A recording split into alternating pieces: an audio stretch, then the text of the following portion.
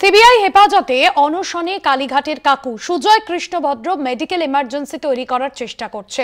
উনি জানেন অনশন করলে বিশেষ সুবিধে পাওয়া যায়। সিবিআই বিশেষ আদালতে বক্তব্য তদন্তকারী সংস্থার আইনজীবীর।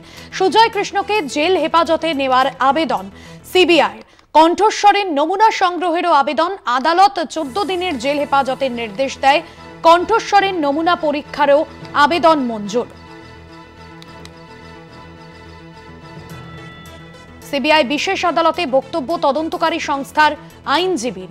14 দিনের জেল হেফাজতের নির্দেশ দেয়। কণ্ঠস্বরের নমুনা পরীক্ষারও আবেদন। সিবিআই হেফাজতে অনশনে কালীঘাটের কাকু। সিবিআইয়ের কণ্ঠস্বরের নমুনা সংগ্রহের আবেদন। আদালত 14 দিনের জেল হেফাজতের নির্দেশ দেয়। কণ্ঠস্বরের নমুনা পরীক্ষারও আবেদন মঞ্জুর।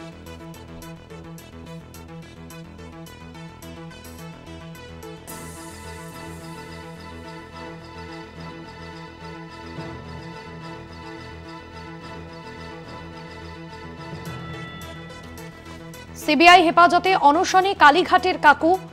আদালত 14 দিনের জেল হেফাজতের নির্দেশ দেয়। সিবিআইয়ের কণ্ঠস্বরের নমুনা সংগ্রহেরও আবেদন। আদালত 14 দিনের জেল হেফাজতের নির্দেশ দেয়।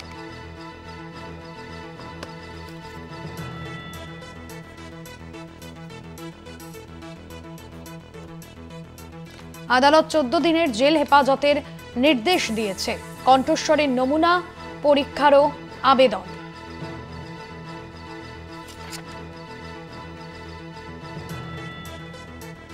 সুজয় কৃষ্ণকে জেল হেফাজতে নেওয়ার আবেদন। এবং আপনাদের জানিয়ে রাখবো, এই মুহূর্তে আমাদের সঙ্গে ফোন লাইনে রয়েছেন সিপিএম সাংসদ বিকাশ রঞ্জন ভট্টাচার্য।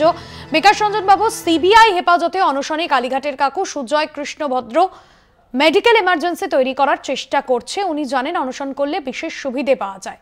এমনটাই সিবিআই বিশেষ আদালতে বক্তব্য তদন্তকারী সংস্থার। কিভাবে দেখছেন এই বিষয়কে আপনি? ওটা ওর পিসির নির্দেশে এটা হয়েছে। ও কোনো মতেই তদন্তের মুখোমুখি হবে না, তার সব বাহানা করে তদন্তকে এড়াবার চেষ্টা করছে। এই নাটকটা ওর পিসিও করেছিলেন, বন্ধুরা সেটাই করছেন, আর কিছু না। আইনজীবীর বক্তব্যকে আপনি কিভাবে দেখছেন বিকাশ রঞ্জন? আইনজীবী তো ঠিক কথাই বলেছেন যে এইসব করে সে বলে আমাকে হাসপাতালে ভর্তি করে আমার জিজ্ঞাসাবাদ করা যাবে না, জিজ্ঞাসাবাদ করতে পারবো না।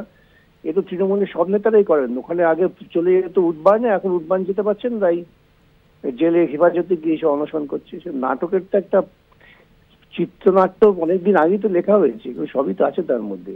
বিশির লেখা চিত্রনাট্যের বাইরে কোথায় যাবে? ধন্যবাদ আপনাকে। সিপিএম নেতা বিকাশ রঞ্জন ভট্টাচার্য ছিলেন ফোন লাইনে।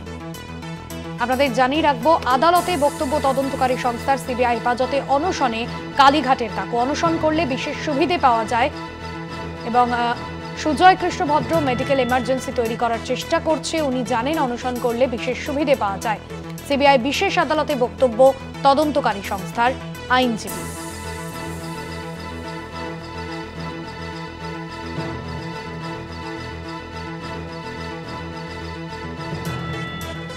কংগ্রেস মুখপাত্র সৌম্য আইচ রায় রয়েছেন ফোন লাইনে।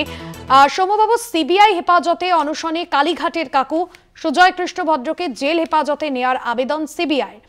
কণ্ঠস্বরের নমুনা সংগ্রহেরও আবেদন জানানো হচ্ছে। সব মিলিয়ে বিষয়কে আপনার প্রতিক্রিয়া?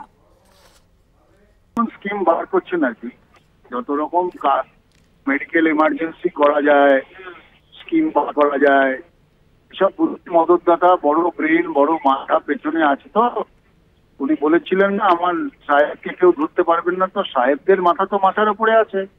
তো বলে এইসব নতুন নতুন নাটক আর স্কিম তৈরি করতে হবে যাতে মেডিকেল এমার্জেন্সি করে বেল টেল পাওয়া যায় বা জেল পাশে থাকা যায়। আসলে এইসব করার, আমরা বলবো এইসব করার কোনো দরকার নেই। বাংলার দিদি ওনার চিন্তিত হওয়ার কোনো করেজ নেই। বাংলার দিদি ওনার জন্য ম্যানেজটা করে ফেলেছে, খুব তাড়াতাড়ি জামিন টামিন পাবেন। উনি অত চিন্তিত হয়ে আর মানুষ নিজের শরীরকে কষ্ট দেবেন না, কারণ বাংলার দিদি জানেন কি করতে হয়। ফলে দিল্লির দাদাকে ধরে ম্যানেজ করে ওনার ছাড়ার ব্যবস্থা করে ফেলবে। ধন্যবাদ জানাবো আপনাকে। কংগ্রেস নেতা সৌম্য আইচ রায় ছিলেন আমাদের সঙ্গে ফোন লাইনে। সিবিআই হেফাজতে অনশনে কালীঘাটের কাকু। কণ্ঠস্বরের নমুনা সংগ্রহেরও আবেদন। সিবিআই হেফাজতে অনশনে কালীঘাটের কাকু সুজয় কৃষ্ণ ভদ্র মেডিকেল এমার্জেন্সি তৈরি করার চেষ্টা করছে। উনি জানেন অনশন করলে বিশেষ সুবিধে পাওয়া যায়। সিবিআইয়ের বিশেষ আদালতে বক্তব্য তদন্তকারী সংস্থার আইনজীবী। সুজয় কৃষ্ণকে জেল হেফাজতে নেওয়ার আবেদন সিবিআইয়ের। কণ্ঠস্বরের নমুনা সংগ্রহেরও আবেদন। আদালত 14 দিনের জেল হেফাজতের নির্দেশ দেয়। কণ্ঠস্বরের নমুনা পরীক্ষারও আবেদন মঞ্জুর। সিবিআই হেফাজতে অনশনে কালীঘাটের কাকু।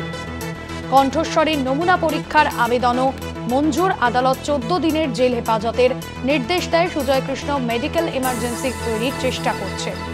সুজয় কৃষ্ণকে জেল হেফাজতে নেওয়ার আবেদন। সিবিআই বিশেষ আদালতে বক্তব্য তদন্তকারী সংস্থার আইনজীবীর। সিবিআই হেফাজতে অনশনে কালীঘাটের কাকু সুজয় কৃষ্ণ ভদ্র মেডিকেল এমার্জেন্সি তৈরি করার চেষ্টা করছে। উনি জানেন অনশন করলে বিশেষ সুবিধে পাওয়া যায়।